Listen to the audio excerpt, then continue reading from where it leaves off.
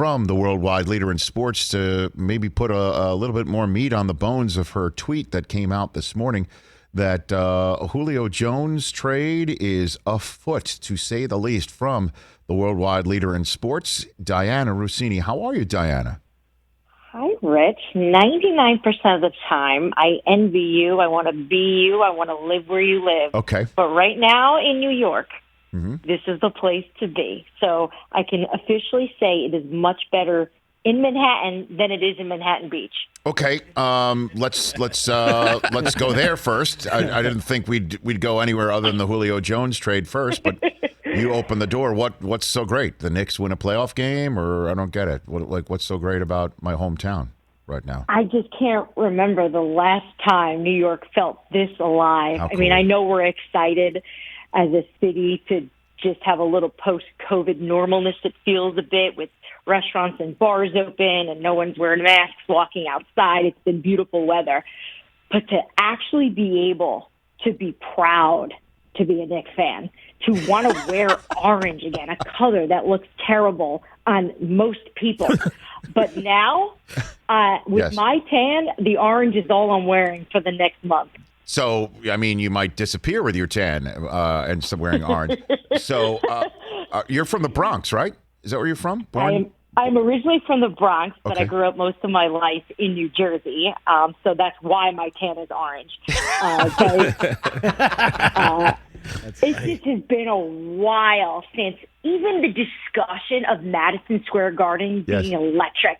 The last time it was electric, it was in a movie, that Adam Sandler probably did like 15 years ago. I can't even recall. So, look, I'm not really trying to make you that jealous, just slightly. But the city's hopping, and it's good. Well, it's great. I mean, and then maybe you should help me with this, Dianna, since you have such a sunny disposition, as you've already established, and you also resemble the yellow orb or orange orb in the sky, as you've just established. I just can't get past the fact that I hate James Dolan so bad, and that this makes him happy, and that I don't know. I know I'm going to have to let this go at some point in time. But, the fact that we're not all one big happy organizational family, like Oakley's not on board, I can't be on board. You know what I mean? Like, it's very difficult for me to separate the two. Winning cures all. They say that, and I haven't experienced it here in New York in a while. Mm-hmm. It is incredible how much you can put your hate in the back pocket when you get a little taste of what this feels like. So I hear you on the Dolan stuff. This has been going on forever. I know that. But for now, let's try to enjoy this, okay? Okay. Put your hate in your back pocket is a very nice way to go about it. It also sounds like a nice jingle. Put your hate in your back pocket and just smile when Julius Randle passes off to Taj Gibson. I got it. I will do that. How does that sound, Dianna? It sounds wonderful. Okay, very good. Thank you for helping me with that. Now, help me with the Julio Jones trade. I have Dianna Russini here on the Rich Eisen Show. Your tweet certainly caught my eye today that the Falcons have discussed several trade offers for Julio Jones, including an offer for a future first-round draft pick. And go for it. What can you tell me about this, Dianna? Let's start with right around the draft, the buzz began, and that's when it really got out. The Falcons had been doing work over the phone probably since early March. When they started to put it out there that, hey, we're open for business. They had a few teams. They had some interest. The price they wanted, not great at the time. Not bad, just not what they were looking for. What they're looking for, a first-rounder. Over the last 3-4 days, it's really started to heat up.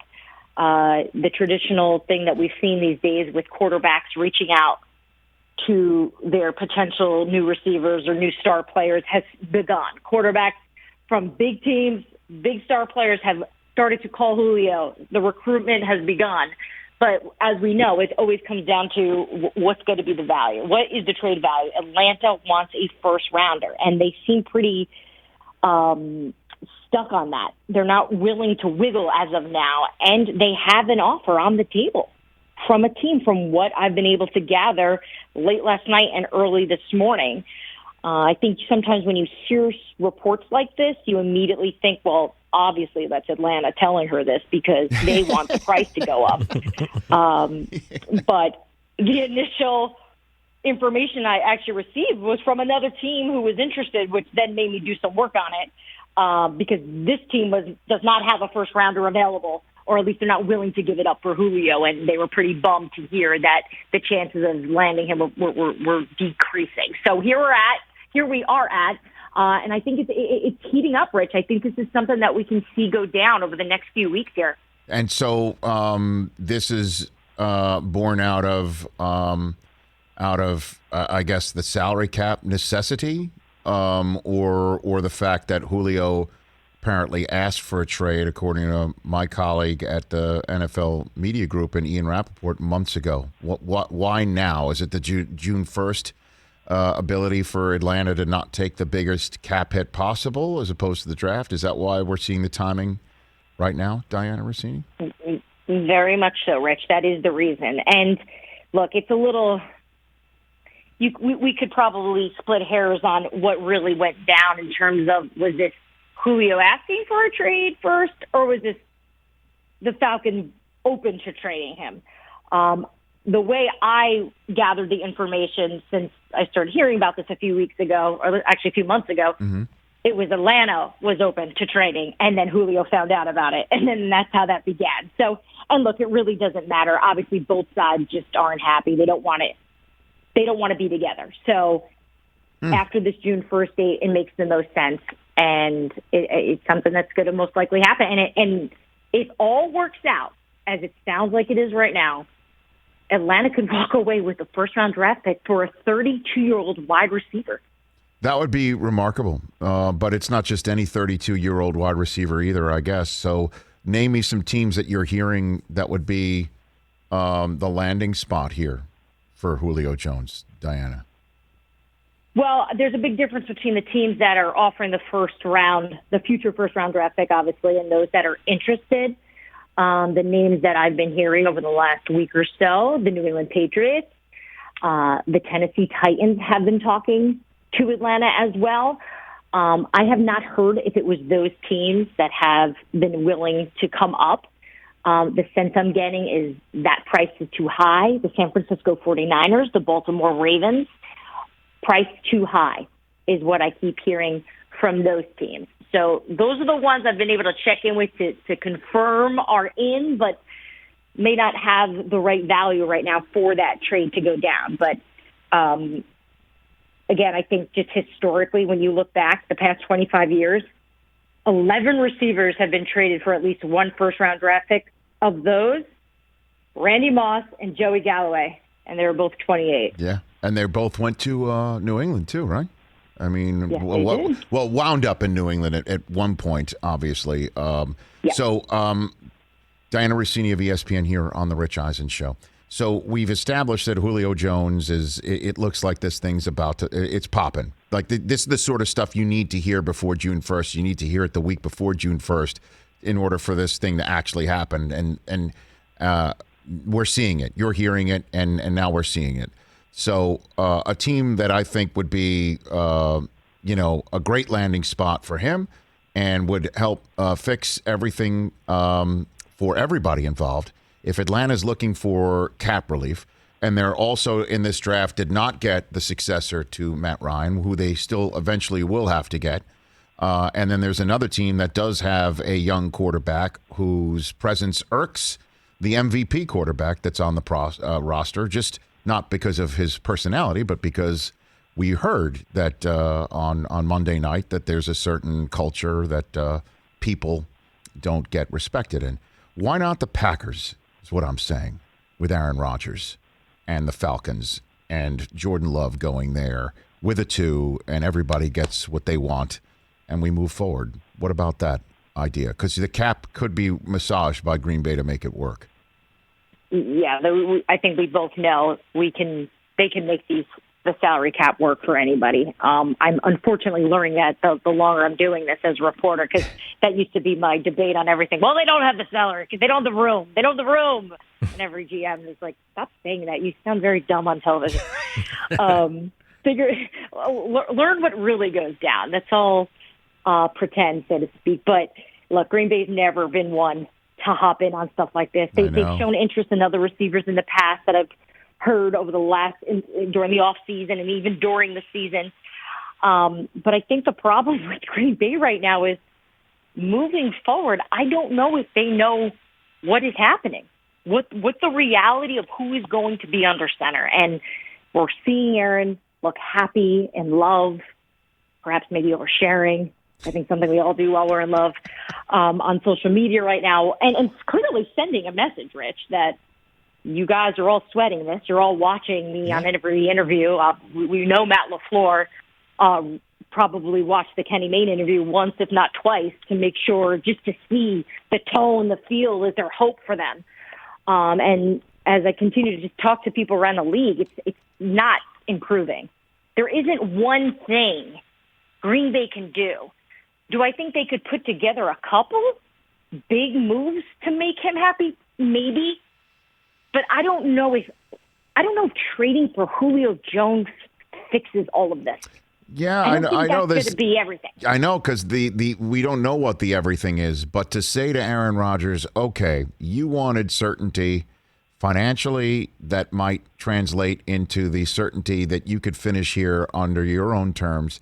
How about finishing here with the greatest wide receiver tandem in the NFL, if not for in the NFL for this century?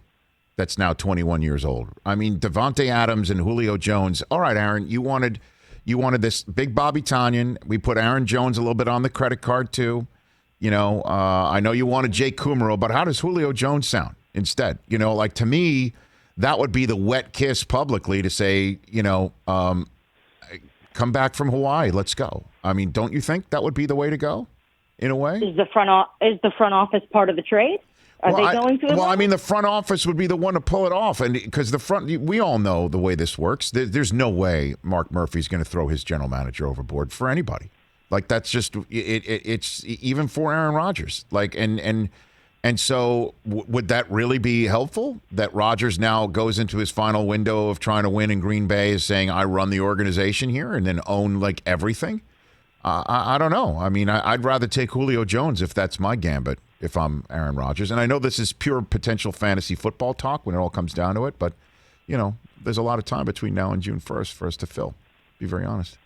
You know what I'm saying? And there's a lot of tentacles to this. I had a GM not in that division. Just having look, every team right now is watching this. One, because it's so interesting, and I think everyone is putting themselves in the shoes of Green Bay, putting themselves in the shoes of Aaron Rodgers to try to see, what would I do in this case? What would you do if you're the GM? What would you do if you were Matt LaFleur? And so I just had one GM share this with me. He said, I think Green Bay may have more leverage than what we're really giving them credit for when you look at this, right? Because the league MVP is miserable. He wants to get traded. Okay, so let's just say they trade him. He's not on the team. But what if they don't trade him and they keep him on the team? And Aaron Rodgers takes a hard-line stance on this and says, I'm going to sit out and eat, $45, $50 million, because he'll get his signing bonus taken away, as we know, and, whatever numbers, it's a lot, right? And sits out all of next year. It gives Green Bay the same result. They don't have the league MVP playing for them, but what they do now have is time to do some work on these future draft picks, time to communicate with other teams and perhaps get a better deal. And I just thought that was interesting perspective from a different organization, but also just something I didn't hear a lot about. Yeah, I guess, again, put it all together. And, for me, getting Julio Jones on the team would be a way to fix it. And then the other way around, of course, the general managers around the league are keeping an eye on this too, because Green Bay would be a far worse team and less of a threat to win a Super Bowl this year without Aaron Rodgers. And whichever team that Aaron Rodgers would wind up on would not be as great a Super Bowl threat as Green Bay would be with Aaron Rodgers, because it's a new system. And, the opportunity of him to win in the first year, we just saw what a lightning strike lottery ticket that is. And it did hit for Tampa. But I don't know if like Denver or other places would be that spot like Tampa. I don't know if Denver's as ready-made to win as Tampa was. I'd be rooting for Aaron to force a trade too. If I was a GM, Diana, And maybe I'm being a little bit, a butterfly of optimism for you on this Thursday, but I do look at the Packers right now and what this coaching staff can do with the opportunity that they have with Jordan Love and Aaron not being there. And look, I know the receivers aren't showing up at practice right now, and that only hurts the team. But Jordan Love is getting all these first-team reps. He's getting, some of that experience, getting in and out of the huddle. He didn't do anything. He didn't have any of this last season. He obviously didn't even play in the game. So if they can figure out a way to maybe get this young quarterback going, maybe there's their answer. He's not Aaron Rodgers. We're not going to debate this, right? We know this. We all know the answer. But as they continue to say he's a long ways away, well, now is their time to try to figure out how to get him caught up, because Aaron's not there. It's a distraction. And right now, the only answer you have in front of you is him and Blake Bortles. I know. Thanks for the time, Diana. I really appreciate it. You enjoy the rest of your day. Thank you, guys. Thanks for having me on. That's the butterfly of optimism telling me to put hate in my back pocket from ESPN. Dianna Russini, everybody. Hey, you watched all the way to the end. Thanks for that. Watch more right here.